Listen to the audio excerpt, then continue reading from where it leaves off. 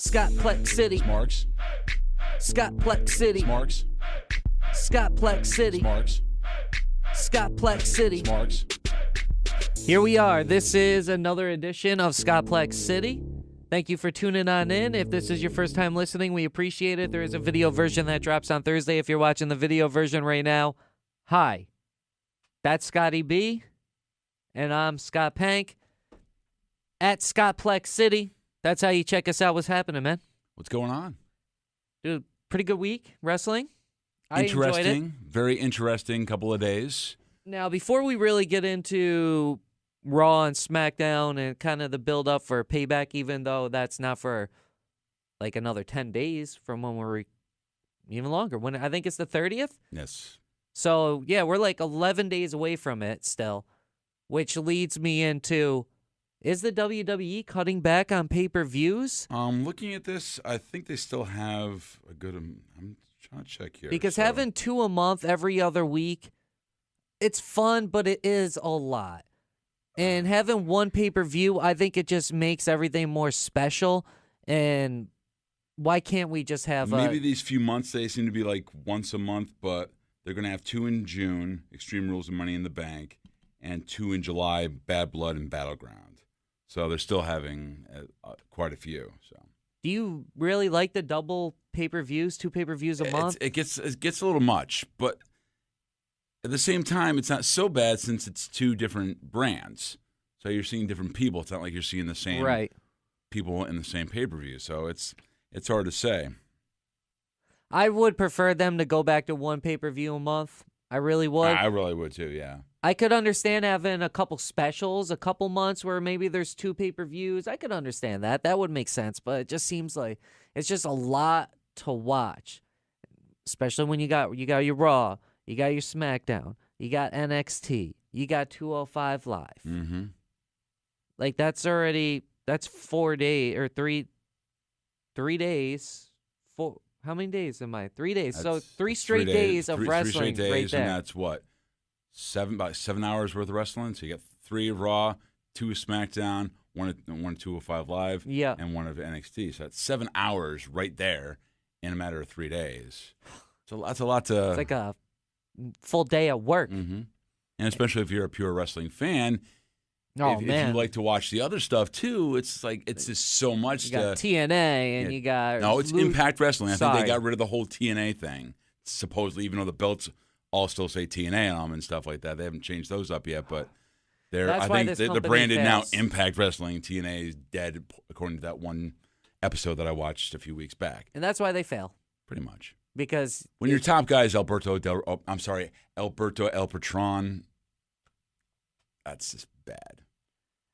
I'm sorry, he just does nothing for me. If they want to really do anything for that company, they need to invest in the youth there in all their good talent that they continue to lose over to NXT, which we seen WrestleMania weekend. How many debuts and how many people did we see there now? But like they got a guy like Eli Drake. What are they doing with Eli Drake except, in a sense, burying him? Pretty much. It's like he's good. You need to invest into him. He is your star. He's the type of guy that's going to help bring in those other guys that are going to bring that company to a level. Will Impact Wrestling ever compete with WWE? Not. No. They don't have the Never. sources. It's not going to happen at all. But you could still have a really good chunk in the marketplace. I'm just seeing some of these guys that are on there when I get to actually watch, and just like some of the guys, the young guys they have, I don't see a star, really. Yeah, they got. I could be wrong. I mean, they could. I think Eli going Drake over to NXT really. Eventually at some point, and a guy like Eli Drake, I could see. I think he was actually in NXT or maybe like down there in developmental in some shape or form, and they let him go, which I find that weird. They couldn't do anything with a guy like him because he's really good, but someone like him, yes, but some of these other guys. I don't even know who like what their names are, because it's just they don't have a look really, and they're just kind of, what is this? Yeah. Hopefully they can do something with some of these guys, but because you want a little competition. Competition's good. Competition's always good.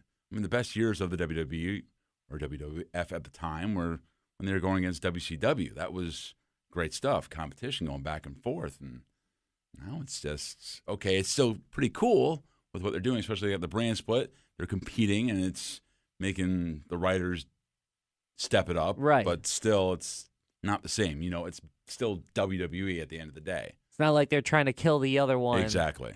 They'll do things to make sure the other brand is succeeding. You gotta crush your competition. That's why we seen Undertaker appear on SmackDown, but eventually he was over on Raw because Raw needed the name. Yes. Well, TNA, Impact Wrestling. Whatever the heck you wow, want we just gave them a lot of talk right there. But they really do need to invest into Eli Drake. And don't forget about ROH too. ROH is great. They got the Young Bucks. Get the Young Bucks. I think they still have Adam Cole. I'm not sure. I've heard rumors that he might be. Where's Jay Lethal? Is he still in I think Ring of he's still Honor? doing stuff. I haven't been able to watch. I haven't watched Ring of Honor in a while. It's been a while because, with my schedule having to wake up so early and whatnot, I don't have a DVR because my cable bill has already skyrocketed, so I don't want to spend any extra money, so I don't really get to watch it. I think they're basically on the local channel CW15 on Sundays, and that's really late, and I don't really get to watch and stuff like that. So I haven't really been able to keep up. The only thing I know what's going on basically is because I follow him on Instagram is our buddy Dalton Castle. He still seems to be doing very well doing great down there. But I don't really know exactly what's going on down there as far as who's champ. I'm pretty sure it's Christopher Daniels right now. I think he recently won the belt, and I think Bubba Ray's actually down there with the Briscoes. I think they have a 6-man tag team championship. So I know some stuff that's kind of going on by checking stuff on the web, but I'm not following it as much as I'd really like to. I think that's probably the second best wrestling organization in the country because TNA to me that sucks. It just sucks. I work a lot of hours. I do a lot of things after I leave, the radio station. It's hard to watch everything. Mm-hmm. I would like to, but you can't. It's just almost impossible. We definitely went away from this a little bit, but back to having a pay-per-view once a month. I think it definitely would be more beneficial to the company in general to have one a month. It allows more time for story building. Absolutely. And it will allow these pay-per-views to mean something extra because it's 2 months of build-up for a huge match, and it just I think what it could do for the payoff of it is just so much better than we're in the microwave era right now. People want the stuff now. They want it quick. They want it fast. But everything that we loved about wrestling, everything we love about wrestling, still to this day, has story behind it. And I think cutting back to one pay-per-view a month, alternating brands every other month is the way to go. That'd be the better way to do it, I think. I really do think it's the better way to go. And, some months, you can do. Maybe the month before SummerSlam, maybe you do have to have 2 pay-per-views that month because then to set up number 1 contenders, and maybe you do need to do stuff like that before WrestleMania and Royal Rumble and SummerSlam and Money. Maybe there is a few months. But I think when we go, in this little period that's right now where we got, Payback and then whatever the pay-per-view will be, and then wherever SummerSlam is in this line, 2, 3, 4 away, whatever it is, I think that they could slow down, do one, and build up for it. But that's what I just think on that. And speaking of Money in the Bank, I'm still very disappointed that it's going to be a SmackDown brand pay-per-view. It's not a I didn't know that. Yeah, it was only for SmackDown. So I always kind of liked it when they did have the 2 different brands, that they had 2 different Money in the Bank ladder matches. To me, it made the pay-per-view that much more exciting. So they're only going to have 1 ladder match. Are they going to introduce something new for Raw then? I think basically because you already have the elimination. Was the elimination? That was the SmackDown one. Yeah, it was. Okay. No, I don't know. SmackDown's getting all the cool pay-per-views. Yeah. I guess the big thing to talk about this week on between Raw and SmackDown. SmackDown was really good. Raw was pretty good. But the big moment that everybody's talking about, that the viral moment, the scene that went around the interwebs this week was when Braun Strowman suplexed the Big Show. Big Show was on top rope. Braun was on the second rope. And they went down crashing. broke the ring.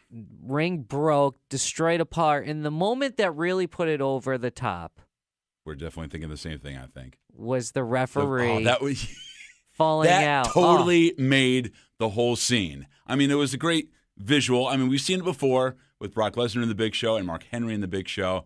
But this time around, that ref bump just made it that much more special because he went flying. His name's John something. Cone, I believe. Yeah, it is him, John Cone.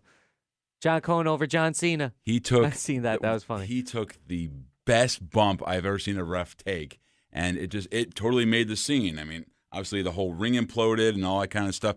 And I should have known something was up because I tweeted this on our Twitter page at Scott Plex City, where I noticed, wait a minute, the LED ring posts weren't there this week, and then I happened to notice that I also had the LED board across the ring apron too. I'm like, they don't usually.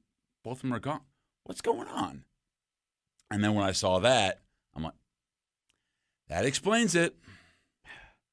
I didn't even catch on to that, dude. They kind of gave it away, but you didn't know why. But then when it happens, there you go. They might have gave it away to you and other people that really pay attention like that. I didn't know that was going to happen. But, I mean, being like, oh, what's going on? But for me, I didn't even notice. Sometimes you don't. I mean, I don't really look for crazy details like that, and I don't really pay attention to much. Sometimes I just happen to notice. I'm like, I don't even know hardly any of the referees. I only know the referee that was in the ring because I read it on Reddit that his name was Jim. You read it on Reddit, and I really don't pay attention to a lot of that stuff. Like, I pay attention more to the match. I don't really look at who's reffing or anything like that. You know what I mean? Back in the day, you seem to know more of the refs because they seem to they call them out by name a lot of times and stuff like that, like Earl Hebner and you got Charles Robinson and stuff like that. These days, they don't really seem to mention the names quite as much as they used to. I didn't even realize it. Like, at all. I was so oblivious to them not having the LED screens or anything. And until after it happened, then I seen the tweet that you put out, and I was like, oh, okay. I didn't even see it coming. So to me, it was an extra big surprise. You were like, oh, what's going on here? You were still surprised, though. But I was really surprised because I didn't even notice it, and I thought that was a great moment. That's one of the best moments that I've seen all year long. And we had a lot of great moments at WrestleMania just a couple weeks ago. Mm-hmm. Imagine if they did that at WrestleMania. And of course, it would have to be the last match of the night. But, yeah, that would be something huge. I mean, especially with those two guys, that would have been. But where do they go from here? Did they use the payoff too soon?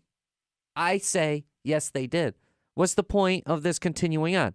Nothing they can do from here on out is better, bigger, more brutal, more impactful than the ring just being destroyed like that and the ref going 30 feet out of the Well, let's see what Braun can do to Roman Reigns now, because they're going to have a match, I guess.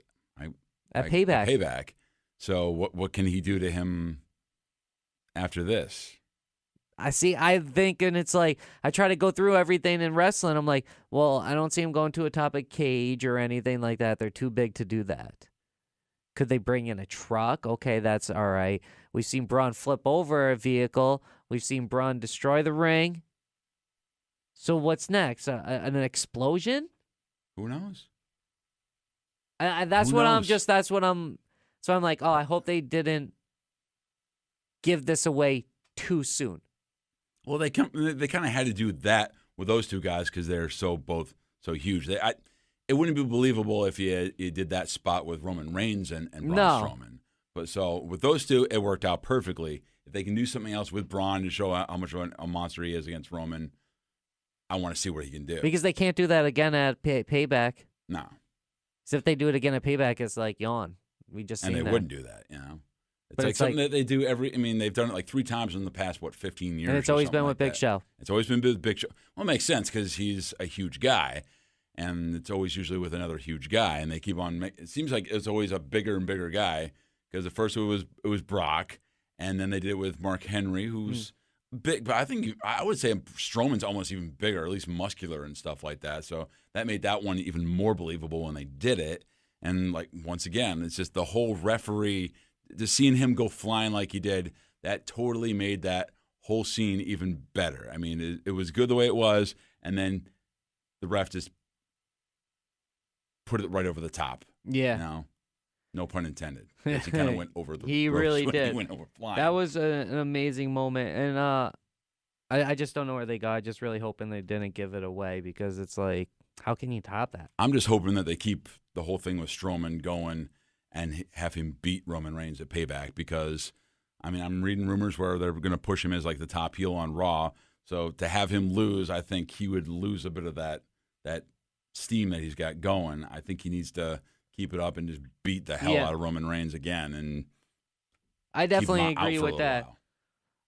And another big moment on Raw, in my opinion, Dean Ambrose cut his best promo ever. That was good. That was good. Where have you been, Dean?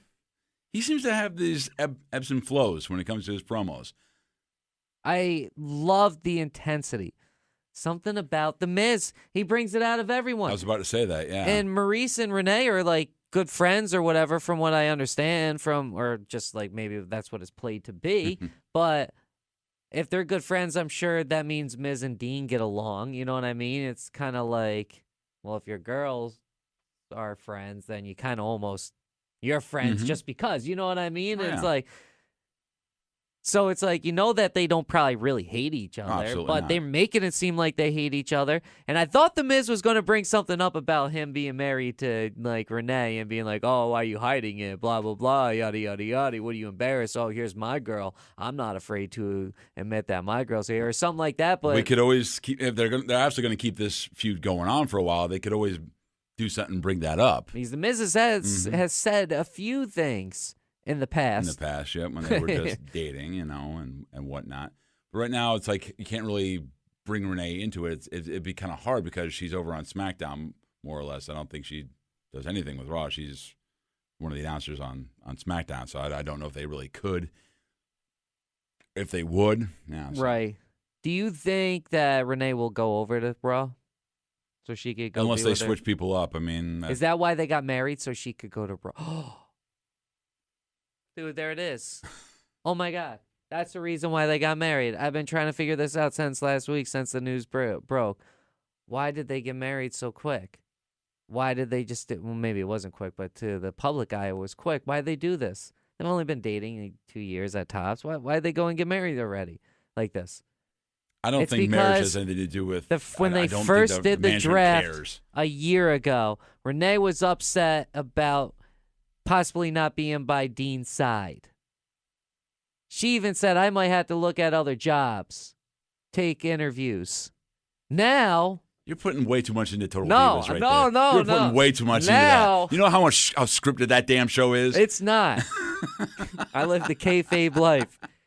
And now they're married out of nowhere, and Dean is on Raw, and she's on SmackDown. And so she could be like, why? Like, put me with my husband. Because she's selfish and she needs to be by her boyfriend all the time because she probably don't trust him. Oh, wow. I doubt that for her. I don't think management cares of who's married to who or who's going out with who. They don't care. They should. They probably should. They definitely should. I just don't think they really care. I mean, this is how she's going to try to get back over there. Look what happened to Paige and Alberto Del Rio, you know? It's like, hey. Yeah, but they didn't like that relationship. I think they're fans of this relationship. I don't think they look at it like, oh, we don't want them together. Same thing what about Carmella and Big Cass? Those two are also. Yeah, but they still got to pay their dues. Wow. You got an excuse for everything. You're good. Yeah, right now I'm good. I'm flowing with it right now. I just want my point to matter. I want it to be real so damn bad. But anyways, Dean Ambrose cut the best promo I ever seen him cut in a long time. Maybe not ever, but it's top 5 promo for Dean. It was really good. A lot of intensity.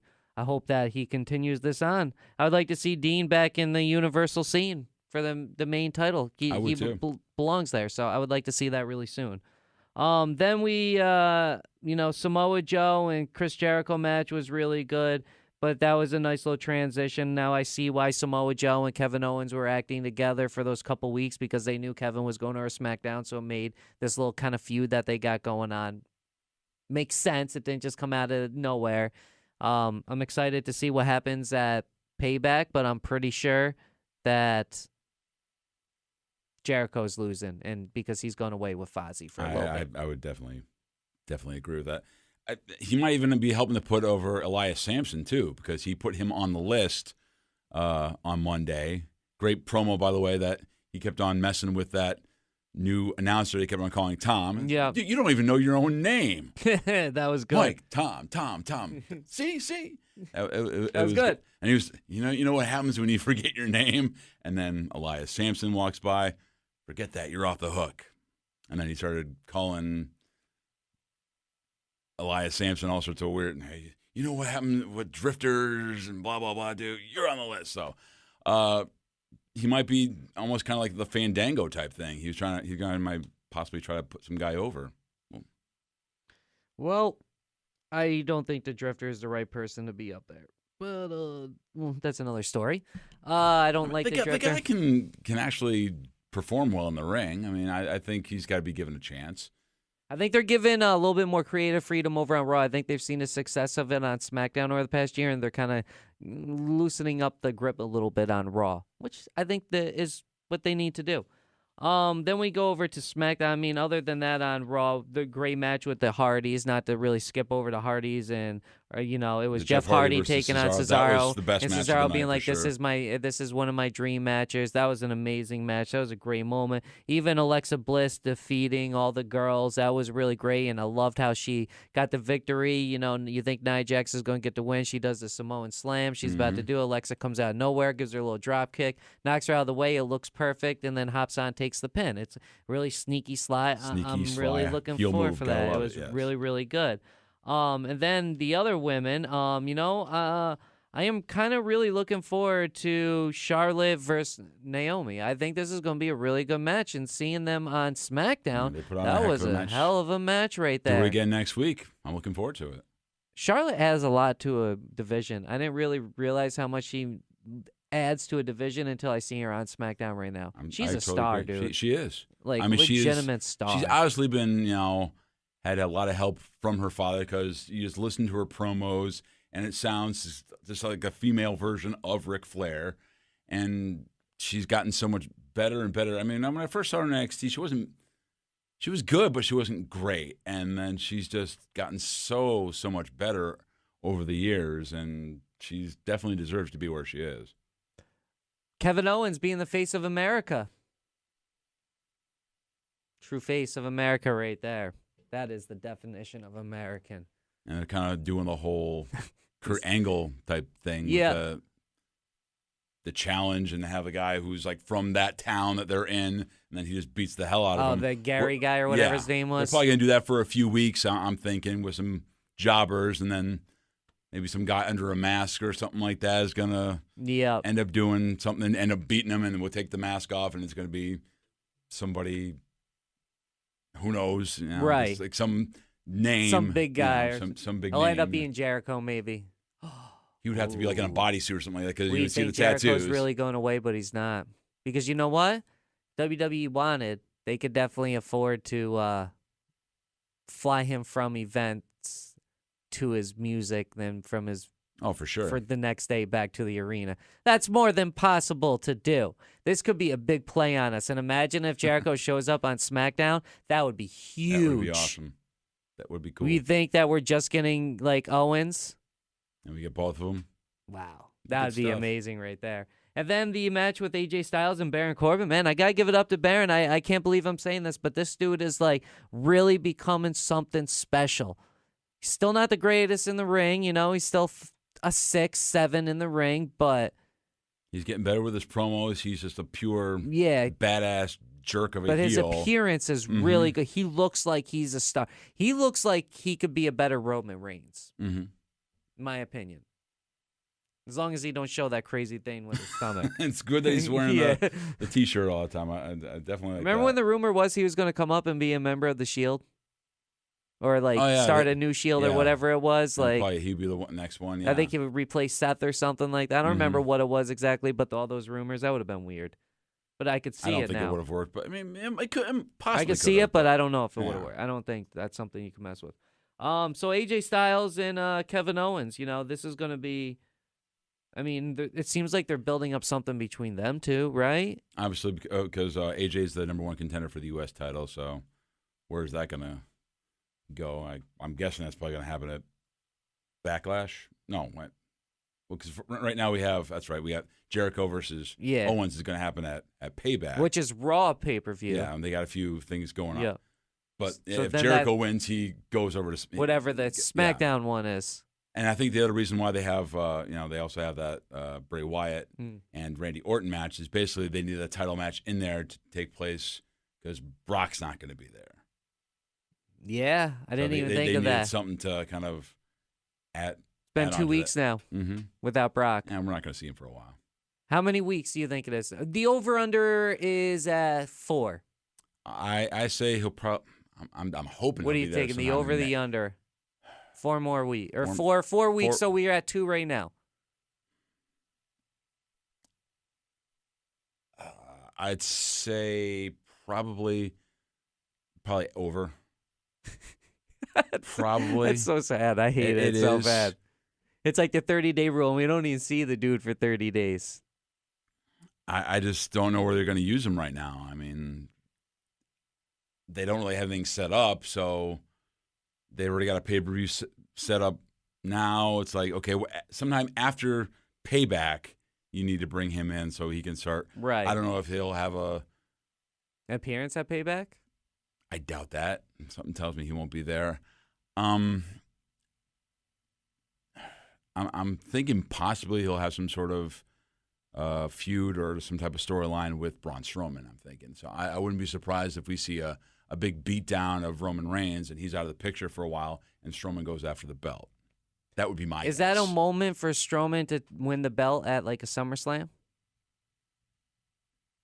Possibly. Would it be more meaningful for Strowman to take a belt at a SummerSlam than it is to a Backlash or whatever the pay-per-view? I think it would make it more special, but I mean, you got to think they're trying to hype these pay-per-views as anything can happen type thing. So, I mean, AJ Styles beat Dean Ambrose for the belt at a Backlash. That could have been something that could have happened at a SummerSlam too. So, I mean, you don't want to think only the big 4 pay-per-views is going to be some sort of big title change. I think though with some people it should be reserved for the big pay-per-views because I think there's just more eyes watching and more people watching, and I think it's just better. Sometimes. But at the same time, it's like okay, you're going to expect something. And it's like if you watch one of these other pay-per-views and there's a title change. I didn't expect that.